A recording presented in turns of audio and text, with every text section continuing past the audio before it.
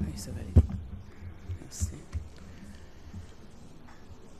Monsieur le Président, Madame et Messieurs les conseillers, mon nom est Michel Ndoki, je suis avocat, comme vous pouvez le constater, et à la suite de Monsieur le bâtonnier, je voudrais aborder maintenant la question de fond et la question technique qui nous réunit ici. Il vous l'a dit, nous sommes ici pour parler d'une élection.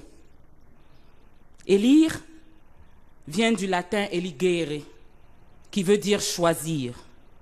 Élire, c'est choisir entre plusieurs personnes ou choses. L'élu, c'est celui qui a été nommé par les suffrages. Et c'est là la différence entre l'élection et la nomination.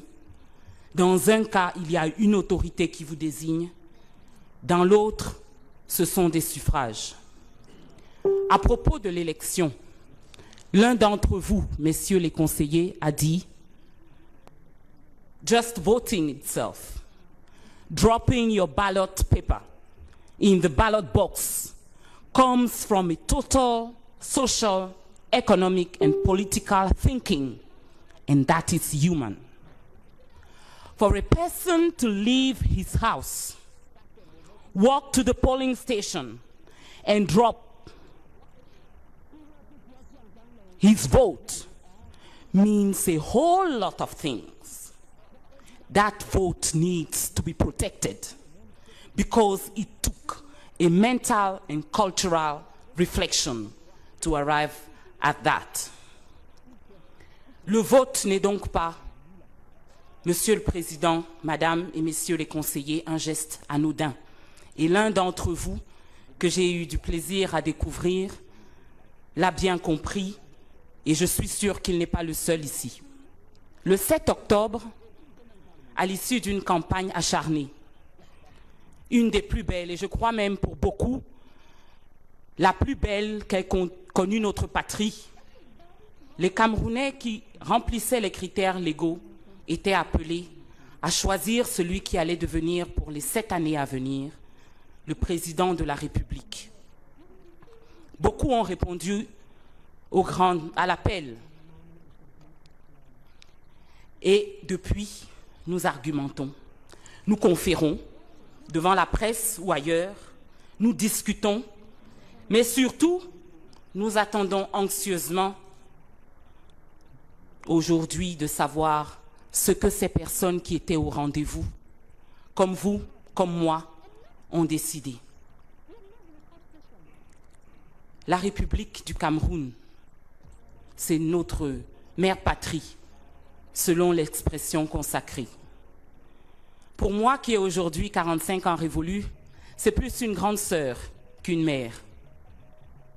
Pour beaucoup d'entre vous, Monsieur le Président, Madame et Messieurs les conseillers, c'est une jeune sœur, parce que vous avez connu l'époque où ce n'était pas la République du Cameroun, ni même la République unie, ni même la République fédérale du Cameroun. C'est une jeune sœur. Peut-être même que pour certains d'entre vous ici, c'est une fille que vous auriez eue dans votre jeunesse. La patrie, cette communauté sociale et politique à laquelle nous appartenons, à laquelle il est si important pour nous d'avoir le sentiment d'appartenir.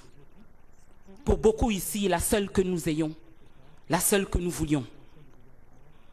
La patrie, c'est son devenir qui se discute ici aujourd'hui. Il y a 60 ans, la patrie, c'était un rêve, une ambition, un objectif pour lequel certains ont donné leur vie.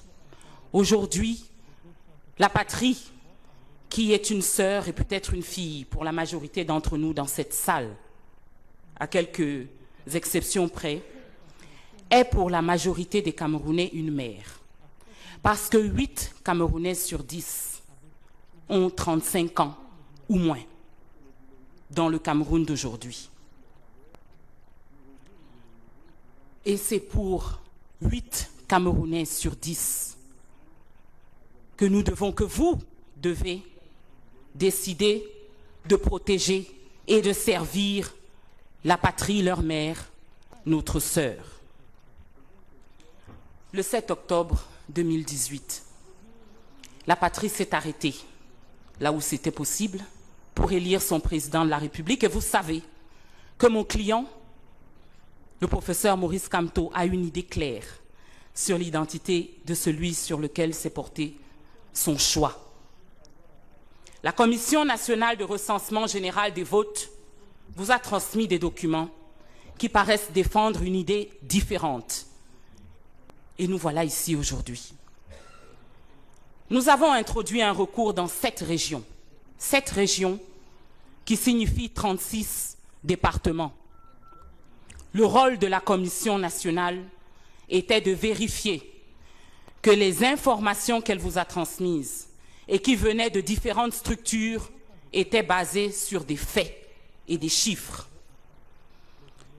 Nous avions un représentant au sein de la Commission nationale et nous avons reçu une copie des dossiers qu'elle a étudiés.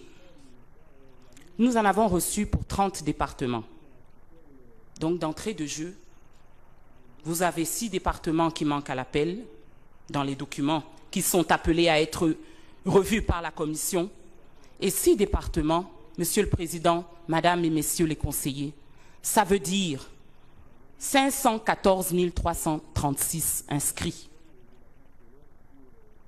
Dans des endroits à l'extrême nord, dans la Damawa, le sud-ouest, le nord-ouest, à l'est, où le taux de participation à ces élections a varié pour les plus faibles au nord-ouest et au sud-ouest entre 0,61 et 26%. Pour les endroits où le taux de participation était le plus élevé à l'est, entre 53 et 77%. 514 336 inscrits. Un taux de participation, comme vous pouvez l'entendre, et on ne sait pas ce qu'ils ont décidé. Suivant l'article 69 du Code électoral, la Commission nationale de recensement général des votes procède au décompte général des votes au vu des procès-verbaux et des pièces annexes transmis par les commissions départementales de supervision. Alors, bien entendu, la question qui se pose avant tout, c'est de savoir sur quelle base la Commission nationale a tranché. Nous avons ici la copie des documents que la Commission a étudiés et je vais demander à mon confrère, Maître Zombissier, de nous apporter ces PV.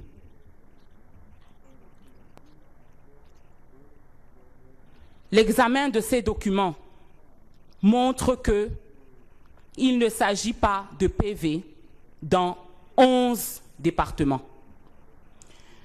Dans la Benue, le Diamaré, Djerem, Faro-Edeo, le Oignon, le Mayoré, le Mayoluti, Mbéré, Mémé et l'Océan, nous avons des tableaux. Nous n'avons pas de procès verbal. Et les départements que je viens de vous citer, c'est 1 386 137 inscrits sur les listes électorales, d'après les statistiques de l'ECAM, qui ont été, elles aussi, communiquées par la Commission nationale de recensement. Sans ces PV, nous pouvons dire, en tant que juristes, que la Commission n'a pas statué sur les bases légales, puisqu'elle ne l'a pas fait sur la base prévue par l'article 69 que je viens de citer du Code électoral. Et dans la mesure où elle n'a pas fait ça, elle ne vous met pas en mesure, Monsieur le Président, Madame et Messieurs les conseillers, de proclamer des résultats fiables. Or, c'est là votre rôle. C'est une responsabilité que beaucoup, dans les dernières semaines, ont tenu à rappeler être exclusivement la vôtre. Messieurs les rapporteurs, successivement, ont insisté sur le fait que les irrégularités dont nous allons parler ne sont pas étayées par des preuves. Mais nous avons voulu recueillir des preuves. Quasiment 150 fois, nous avons demandé au président de la juridiction compétente, conformément à la loi, de nous autoriser à saisir un huissier de justice territorialement compétent, au besoin, pour constater les irrégularités. Quasiment 150 fois, cette demande a été rejetée. Je vais partager avec vous le texte d'un procès verbal de constat établi par un huissier dans l'un des rares cas où nous avons pu procéder à des constats, faire procéder à des constats le 7 octobre 2018. Cela se passait à Godola, dans l'arrondissement de Méry, département du Diamaré, région de l'extrême nord. Et à la requête du professeur Kamto, l'huissier de justice, justement, je veux chercher son nom, était commis Maître Kiki, huissier de justice près la cour d'appel de l'extrême nord et les tribunaux du Diamaré, était commis pour constater ce qu'il appartiendrait. Et voilà ce qu'il nous dit. Je ne vais pas vous lire le procès verbal en entier, mais je peux vous lire un paragraphe significatif. Constatons que tous les bureaux de vote ou le MRC n'étaient pas représentés, se sont tout simplement délestés de leurs mandataires au profit du RDPC, que nous avons retrouvé en train de distribuer des bulletins des candidats en omettant sciemment celui du MRC et en mettant en exergue celui du parti au pouvoir, à l'instar des bureaux de vote Djaouro Yerima, Bachirou, Koutabao, présidé par Sana, mairie de Maroua 2e, présidé par M. Oumarou Boubakari, école publique Zokok, présidée par Bolé-Jean, Ziling, Amadjoda C, etc. Vous voyez donc, Monsieur le Président, et Mesdames, et Madame et Messieurs les conseillers, que si nous avions pu, comme nous avons essayé de le faire, obtenir l'assistance de l'huissier, vous auriez certainement des choses importantes et intéressantes à noter sur la sincérité et la fiabilité du scrutin dont on va vous demander de proclamer les résultats.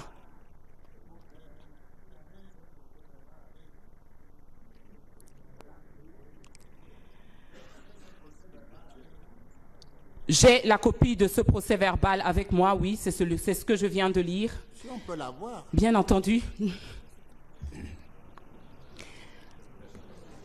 Il nous faudra imprimer la version papier. J'ai entendu quelqu'un dire « Ah oui, mais nous ne pouvons pas être dans le biométrique et ne pas embrasser complètement l'ère moderne. » Le Diamaré, comme vous le savez, ce n'est pas le quartier d'à côté. Ce que l'huissier a fait, c'est nous transmettre par les moyens modernes de communication la pièce.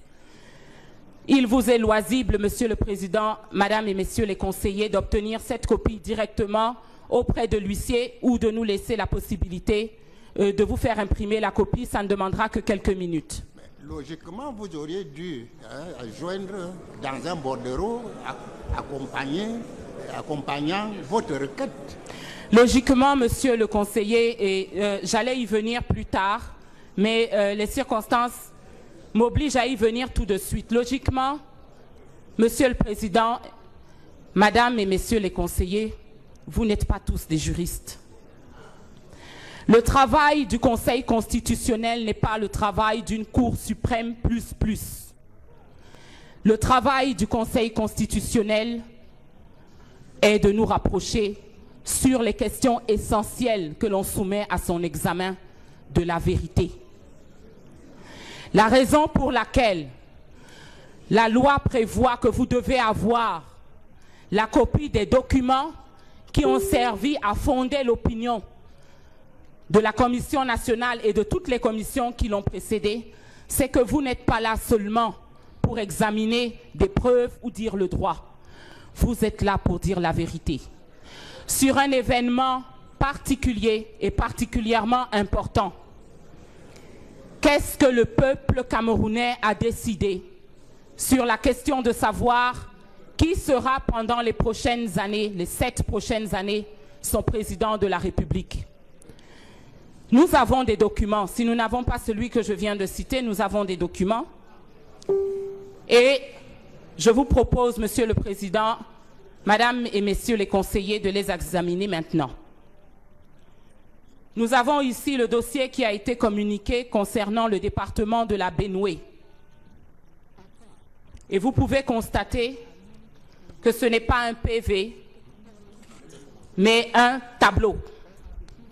Que ce tableau ne comporte aucune signature et que sur ce tableau, qu'à ce tableau, qui est désigné comme la page 3 sur 4, sans que nous ayons eu la page 1 et la page 2, est annexé un document qui comprend un ensemble de signatures. Ça, Monsieur le Président, Madame et Messieurs les conseillers, c'est, pour reprendre vos termes, tout sauf une preuve. Cela veut dire que si nous considérons avec ce document que dans la Benoué, il y avait 357 410 inscrits et 179 443 votants, nous ne savons pas de manière fiable quelle a été leur décision. Je poursuis avec le département du Diamaré. Pour le département du Diamaré, nous avons reçu encore un tableau visé par des personnes qui ne sont pas identifiées. Les textes sont clairs. Les membres de la commission départementale de supervision sont désignés par un acte qui est publié au greffe. Et lorsque cette commission siège, on doit être en mesure, vous devez être en mesure de dire si les personnes qui ont siégé étaient bien les personnes désignées de droit comme les membres de la commission. Ici, nous avons un ensemble de visas et annexé 2 pages non signées, non visées, totalement vierges, en dehors de quelques mentions du type Antenne Marois 2, bureau de vote numéro 8, collège privé islamique Zaïd, il y a erreur de calcul au niveau des votants, au lieu de 376, lire 383.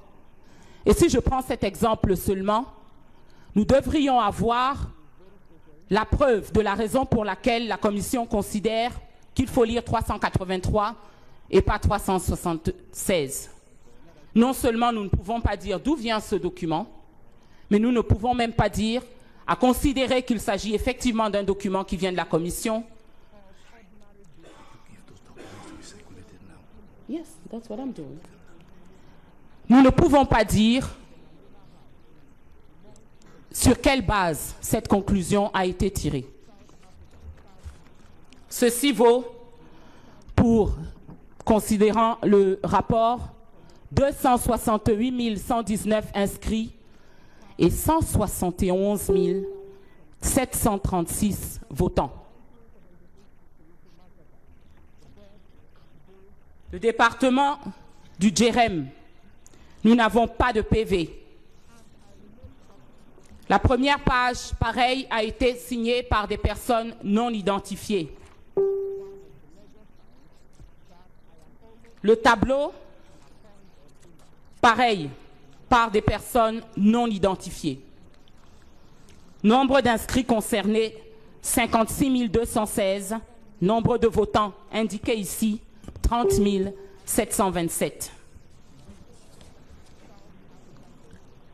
Faro et Déo, pas de PV disponible.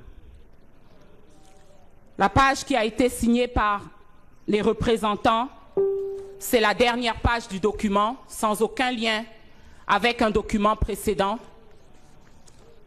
À l'avant, nous avons un tableau qui n'a été signé par personne. Et voilà l'impact 40 818 inscrits, 24 982 votants, si on s'en réfère à ce document. Le Oignon, pas de PV disponible. Le document qui nous a été soumis ne comporte aucune signature.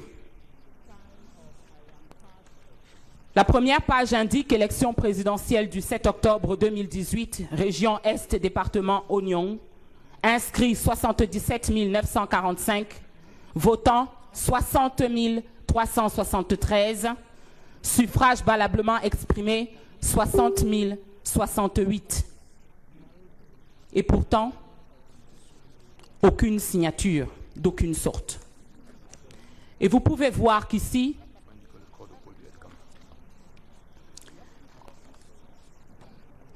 et oui, il serait peut-être intéressant que je précise dans chaque cas quel était le score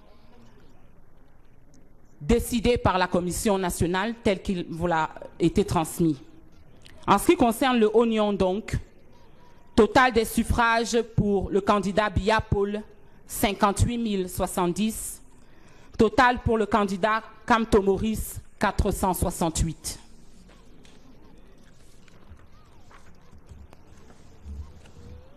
Le maillot Sava. Nous n'avons pas de PV disponible. Nous avons un résultat sur un tableau qui n'a été signé par personne. Et d'après ce tableau, 134 500 personnes étaient inscrites dans le maillot Sava. 105 348 ont voté. Et les suffrages valablement exprimés pour le candidat Paul Biya étaient de 96 869. Les suffrages valablement exprimés pour le professeur Kamto de 3 863. Le maillot Ré, pas de PV disponible. Le tableau qui nous a été fourni n'a été signé par personne.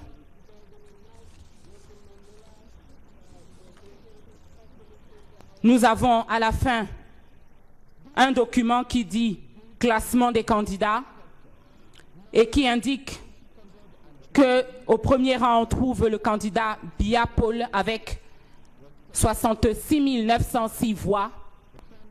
Le candidat Kamto Maurice arriva en troisième position avec 1853 voix pour un nombre d'inscrits total de 129 610 et un nombre de votants de 78 355.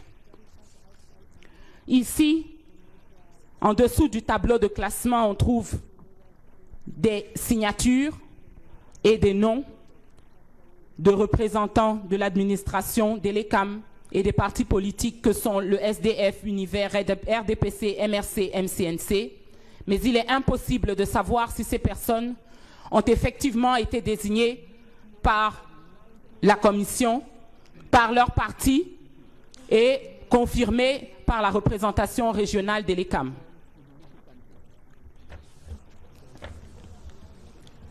Le maillot Louti. Pas de procès verbal disponible.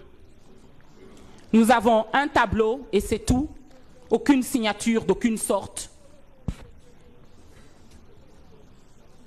Et vous devez quand même considérer que dans le maillot Louti, il y avait 149 432 inscrits, 87 815 votants et que le candidat Biya Paul a remporté la première place avec 64 976 voix, le candidat Kamto arrivant ensuite avec 4 527 voix.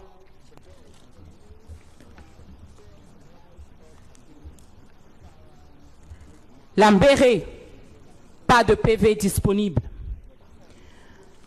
Lambéré, un tableau récapitulatif signé par des personnes non identifiées. Aucune indication sur l'identité des membres de la commission, aucune possibilité de vérifier que les membres de cette commission ont effectivement été confirmés par la représentation régionale des LECAM, une liste de signataires à la fin du document qui n'est attachée à rien, qui n'est pas numérotée, dont il est impossible de savoir si elle se rattache au document du début. S'il vous plaît, Monsieur le Président. S'il vous plaît, le président de la commission qui est membre ici voudrait prendre la parole. C'est tout à fait normal. Quand un membre veut intervenir, on lui passe la parole. Monsieur le Président. Très simplement, Monsieur le Président, il me paraît qu'en tant qu'avocat, je suis censé terminer ma présentation et peut-être que Monsieur le représentant de la Commission pourra prendre la parole de manière globale sur toutes les remarques qui ont été faites. La parole lui est déjà passée. C'est le Président qui dirige les débats. On suspend, on ne vous a pas dit que c'est terminé. Vous allez reprendre vous avez la parole.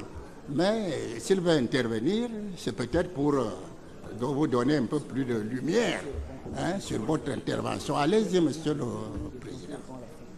Merci, Monsieur le Président. Je voudrais juste demander à Maître Ndoki que nous fassions preuve d'honnêteté intellectuelle. Vous avez commencé par dire que vous aviez un représentant à la Commission nationale de recensement général des votes. Je suppose qu'il vous a fait un compte-rendu et je veux savoir si les documents que vous avez proviennent de la Commission nationale de recensement général des votes. Sinon, la première surprise, c'est que vous devez avoir copie.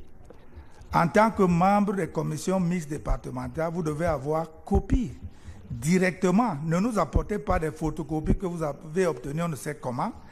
Mais si vous n'étiez pas dans ces bureaux de vote ou dans ces commissions départementales, la faute vous revient. Et de deux, si vous aviez ces documents, votre représentant à la Commission nationale de recensement général des votes devait les avoir et les confronter avec ceux que nous avons reçus.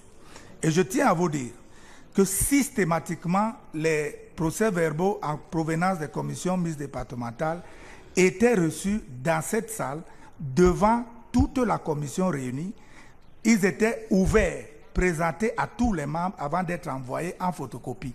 Et pour que vous compreniez, on ne photocopiait pas l'ensemble des documents, on photocopiait ce qui permettait aux membres de travailler sur les chiffres. Je crois que le professeur Foguet est là. Et je tiens également à préciser que ces documents n'ont pas été détruits. Ils sont conservés là et peuvent être mis à votre disposition pour que vous vérifiez que tout ce que vous êtes en train de dire, c'est du faux. Je suis désolé. Monsieur le Président. Là, ce n'est pas bon. Là, ce n'est pas bon. Je vous dis, vous me présentez copie des procès-verbaux que vous avez reçus en tant que membre des commissions mixtes et on peut discuter. Vous venez avec des photocopies qui ont été faites sur place pour permettre aux gens de travailler et vous dites c'est ça qu'on a. C'est pas honnête. Monsieur le Président, je demande très humblement une motion d'ordre parce que je suis prise à partie par un membre de votre auguste institution, alors qu'en tant qu'avocat, je suis en train de présenter ma plaidoirie. Je viens d'entendre à 3 reprises quelqu'un me traiter de menteuse et de faussaire et je crois que devant une aussi auguste assemblée, ce n'est pas acceptable. Non, je répète, maître, au cas où vous n'auriez pas compris, ce que vous êtes en train de dire est faux. Et je le dis. Ce n'est pas... Il faut être honnête quand même. Non, s'il vous plaît. Vous n'avez pas la parole, je vous en prie. Maître Sob, je reviens dessus. Nous avons travaillé sur des procès-verbaux. Nous n'étions pas sur le terrain. Et le professeur Foguet était là du début à la fin. Qu'il vous dise. Monsieur le Président, avec votre permission. Monsieur le Président. Attendez, je vais faire le point. Monsieur le Président. Attendez, je vais faire le point. Vous aurez la parole.